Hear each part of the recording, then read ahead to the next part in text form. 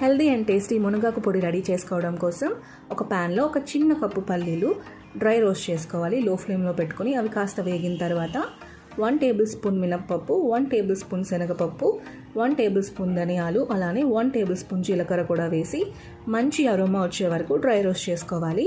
ఇవన్నీ వేగిన తర్వాత ఇందులో మీ కారానికి తగ్గట్టు ఎండుమిర్చి తీసుకొని డ్రై రోస్ట్ చేసుకొని ఇవన్నీ ఒక ప్లేట్లో చల్లారనివ్వాలి. ఇవి చల్లారేలోపు మనం మునగాకు అనేది కూడా డ్రై రోస్ట్ చేసుకోవాలి.